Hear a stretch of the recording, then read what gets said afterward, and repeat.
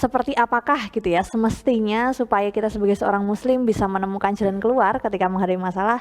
Nah, mungkin itu yang akan kita diskusikan bersama Ustadz Asad. Silahkan. Bagaimana cara seorang muslim ketika menghadapi masalah? Ini pertanyaan yang sering menjadi pertanyaan umum bagi seorang muslim.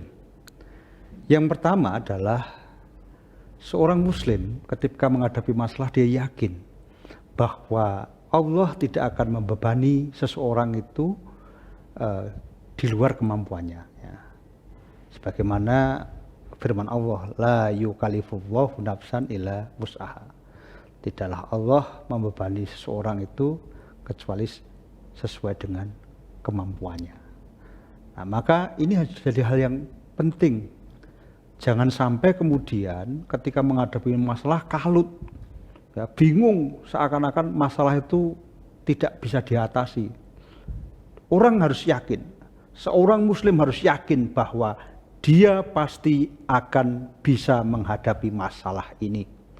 Seorang muslim harus yakin bahwa di setiap masalah selalu ada jalan keluar. Jadi setiap muslim harus yakin bahwa di setiap masalah selalu ada jalan keluar. Kenapa? Karena Allah tidak mungkin membebani seseorang itu di luar kemampuannya. Ini prinsip yang pertama. Sehingga ketika ada masalah jangan lari kepada hal-hal yang justru menjauh dari Allah. Ada orang kena masalah sedikit kemudian langsung larinya ke dukun misalnya gitu. Larinya ke tempat-tempat yang justru menjauhkan dia dari Allah. Nah, ini justru dia akan semakin terpuruk dengan masalah itu. Ya, jadi yang pertama adalah dia harus yakin bahwa Allah tidak akan membebani seseorang itu kecuali dengan kemampuannya. Yang kedua, bagaimana kemudian kita harus menghadapi masalah sebagai seorang muslim? Yang kedua adalah kenali masalah dengan baik. Ya, jadi sebagaimana dalam surat Al-Hujurat ayat 12 itu, ya ayyuhalladzina amanustanibu katsiran minadh-dhoni inna ba'dadh-dhoni itsmun, gitu ya. Hai orang-orang yang beriman, jauhilah kebanyakan prasangka, karena sesungguhnya sebagian dari prasangka itu adalah dosa. Jadi kebanyakan prasangka, kita diminta untuk menjauhi kebanyakan dari prasangka. Ya. Artinya apa? Ketika kita menghadapi masalah, diusahakan sebaik mungkin, ya, sekeras-kerasnya mengerahkan segala kemampuan kita untuk mengenali masalah.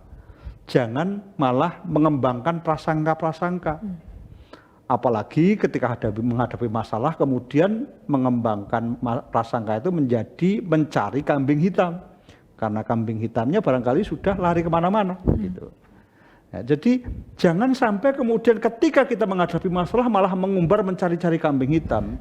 Malah kemudian kita memperbanyak prasangka sehingga masalah yang kita hadapi tidak jelas.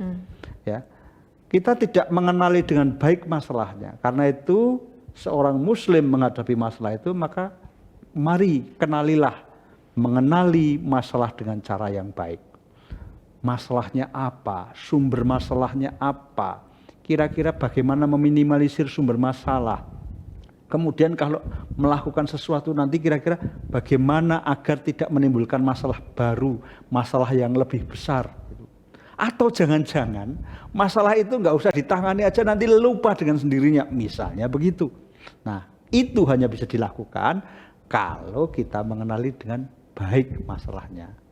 Jangan malah kemudian memperlebar masalah dengan prasangka, dengan don-don yang justru menyesatkan kita. Ya, kadangkala masalahnya kecil, tetapi kemudian kita membayangkan, jangan-jangan, pakai kata-kata jangan-jangan itu masalahnya jadi besar gitu.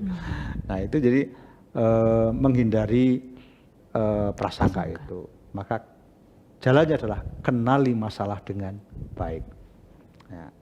Kemudian yang ketiga, bagaimana kita melakukan cara-cara untuk menangani masalah itu, untuk menyelesaikan masalah itu. Nah, tadi sudah disebutkan di dalam surat At-Thalaq itu adalah rujukan kita bagaimana cara mengatasi masalah. Wa may yattaqillaha yaj'al lahu makhraja. Barang siapa yang bertakwa kepada Allah, maka Allah akan memberikan jalan keluar baginya. Artinya, jalan untuk menyelesaikan masalah itu adalah dengan takwa. Takwa secara fikih adalah menjalankan perintah-perintah Allah dan menjauhi larangan-larangan Allah. Artinya, melakukan perbuatan untuk penyelesaian masalah itu adalah dengan cara-cara yang mendatangkan ridho Allah, bukan dengan cara-cara yang membuat murka Allah. Nah, apa yang disebut cara-cara yang mendatangkan ridho Allah adalah yang disebut dengan amal soleh, segala kebaikan. Ya, kadangkala kita menghadapi masalah itu mungkin saja masalahnya adalah karena kita selama ini justru kurang bisa berbuat baik kepada orang lain, gitu. Jadi misalnya kita kurang sedekah, maka nanti mungkin ada efek-efek lain yang justru akan kembali kepada kita, gitu. Nah, itu hal-hal yang kemudian harus dijadikan evaluasi dalam konteks kalau kita ingin menghadapi masalah, maka kita menemukan cara penanganan masalah itu wujudnya adalah takwa tadi, sesuatu yang perbuatan baik yang mendatangkan ridho Allah, bukan mendatangkan murka Allah. Nah, apa bentuknya? Sesuai dengan konteksnya. Kalau masalahnya hutang, ya apakah selama ini misalnya selama ini kita itu kemudian terjebak dengan mekanisme riba. Nah, Allah meminta kita, menyuruh kita untuk menjauhi riba, gitu. Dan kita sangat tidak boleh memakan harta riba. Itu hal yang sangat ditekankan di dalam Islam. Jadi kita harus menyelesaikan masalah berdasarkan cara-cara yang diridhoi Allah, gitu. Tadi misalnya masalah hutang, justru kemudian kita pinjam di tempat yang ada ribanya, wah itu masalah akan jadi bertambah. Kenapa? Karena kita melakukan sesuatu yang justru dimurkai oleh Allah, ya. Jadi ini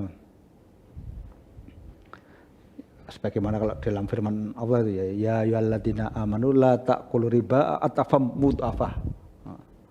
Jadi kita dilarang untuk memakan riba yang berbunga-bunga, gitu, yang mendatangkan bertumpuk-tumpuk itu. Karena kan kalau riba itu nanti bukan hanya ada, kalau istilah orang Jawa itu ada anaknya, gitu. Ya, jadi ada hutang, nanti ada anaknya, bahkan ada anak, cucu, cicit dan sebagainya, itu karena besar sekali. Dari 10.000 bisa jadi 100.000, bisa jadi 500.000. Padahal hutangnya sangat sedikit. Kemudian karena beranak pinak, bahkan bukan bercucu-cucu, bercicit-cicit, jadi semakin banyak sekali. Nah, maka janganlah kemudian mengatasi masalah dengan sesuatu yang dimurkai Allah. Contohnya itu sederhana tadi. Kalau kemudian menyelesaikan masalah dengan hutang yang mengandung riba, wah itu nanti jadi tidak berkah, gitu. Nah, jadi lakukan gitu. Nah, yang keempat, ya, setelah yang keempat adalah kemudian barangkali kita dalam menyelesaikan masalah itu kemudian kita butuh pertolongan orang lain. Ini penting karena di dalam Islam itu tolong menolong itu adalah hal yang penting, ya. Wa ta'awanu 'alal birri wat taqwa. Jadi tolong menolong. Carilah orang yang bisa menolong dengan benar, yang bisa melakukan sesuatu bukan dengan cara-cara yang tidak dibenarkan Allah seperti riba tadi, gitu misalnya, gitu. Nah, yang terakhir, cara mengatasi masalah adalah dengan kita setelah melakukan semua hal upaya untuk penanganan masalah, kemudian yakinlah bahwa setelah usaha kita lakukan, kita yakin hasilnya yang diberikan Allah adalah yang terbaik. Atau dalam istilah yang dalam Al-Quran namanya tawakal. Wa ma yatawakkal 'alallah fahuwa hasbuh. Barang siapa yang bertawakal kepada Allah, maka Allah akan mencukupinya. Nah, itu.